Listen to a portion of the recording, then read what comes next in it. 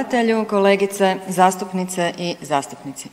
Što se tiče samog načina na koji o ovom prijedlogu zakona raspravljamo, naravno da sukladno odredbama Poslovnika državni tajnik može govoriti u ime predlagatelja, ali svi ćete se složiti sa mnom da je državni tajnik u odnosu na ministra ipak niža razina. A s obzirom da je ovo drugi put da o istoj temi raspravljamo sa državnim tajnikom, to pokazuje da ili ministru ova tema i ovaj zakon i nije toliko bitna stvar ili se naprosto boji doći u Hrvatski sabor i odgovarati na pitanja oporbenih zastupnika. A što se tiče same suštine zakona, dakle povećanje proizvodnje i uporabe obnovljivih izvora energije je cilj kojeg svi podržavamo. I doista treba podržati svaku inicijativu ili svaki korak unaprijed, a isto tako treba tražiti načina kako ona rješenja koje predlaže predlagatelj poboljšati i ojačati. I ovdje se svi možemo složiti s time da ovaj zakon ima određenih tehničkih rješenja koja možemo ocijeniti načelno dobrima, ali doista nije neka velika mudrost prepisati ta tehnička rješenja iz nekakvih europskih uredbi ili iz onih država koja su ta ista tehnička rješenja već implementirali. No pravi učinak tih rješenja u RH će se tek vidjeti kroz njihovu provedbu i u praksi. Dakle, treba vidjeti kako ona funkcioniraju uklopljena u naš sustav u cjelini. I tu dolazimo do problema. I tu dolazimo do onih osnovnih prigovora o kojima ja cijelo vrijeme govorim.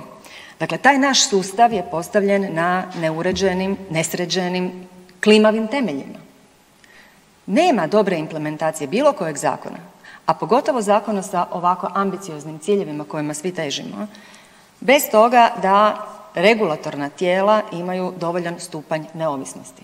Naša regulatorna tijela u sustavu opskrbe energijom takvu neovisnost nemaju. Ta regulatorna tijela podnose određena godišnja izvješća, bilo Hrvatskom saboru, bilo ministarstvima. Tko o njima raspravlja i na koji način? Koliko su sadržaji tih izvješća dostupni hrvatskim građanima? Koliko zapravo mi zastupnici u Hrvatskom saboru detalja iz tih izvješća znamo? Pa pogledajte samo koliko nas danas ima ovdje u saborskim klupama. To je jedna stvar. A onda dolazimo do pitanja i kako se biraju čelni ljudi u tim tijelima. Koliko je u kriterijima izbora i imenovanja doista bitan faktor stručnosti i prethodnih profesionalnih rezultata, a koliko je bitan faktor političke podobnosti, političkih poznanstva i veze. O tome smo isto tako puno puta u Hrvatskom saboru govorili, no pomaka na bolje naprosto nema. Kada govorimo o osnovnim problemima koji su najbliži hrvatskim građanima, još uvijek ne znamo riješiti problem najbržeg prsta. Pa nemojte mi reći da je to u skladu sa dosezima digitalizacije i nekakvog modernog doba. Nikakvo unapređenje koje bi išlo ka tome da jednake prilike budu dostupne svim hrvatskim građanima. I onda u konačnici dolazimo do samog ministarstva. Ministarstva koje ima doista, ne znam državni tajniče jel to vama poznato, ali ministra koji je itekako umočen u korupcijske afere koje se tiču nedavnih slučajeva dodjele prava na proizvodnju energije iz obnovljivih izvora. Ja ne znam, državni tajniče, vi kažete da ako je bilo nekakvih korupcijskih afera u nekakvim ranijim administracijama, pa kojoj administraciji pripada ministar iz vašeg ministarstva? Lobiranje će očito biti i nadalje jedna od glavnih fokusnih točaka koruptivne vlade i koruptivnih ministara i jedna od glavnih slabosti hrvatskog sustava.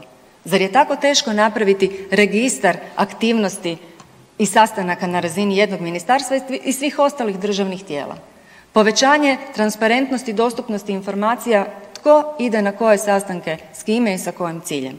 To bi pomoglo promjeni percepcije građana i onoga o čemu su govorili nekakvi zastupnici, da ovaj zakon ne pogoduje velikima, a na uštrb malima, nego ide ka tome da cijeli sustav funkcionira i da između velikih i malih, pa tako i velikih i malih investitora postoji nekakva sinergija i suradnja. A što se tiče antikorupcijskih mehanizama, pa dovoljno bi bilo napraviti isto tako jedan javni registar svih donacija i svih sponzorstava, pogotovo u državnim tvrtkama čije se uprave i nadzorni odbori isključivo biraju po političkim kriterijima. Hvala vam lijepa. Imate jednu repliku, kolega Pavić, izvolite.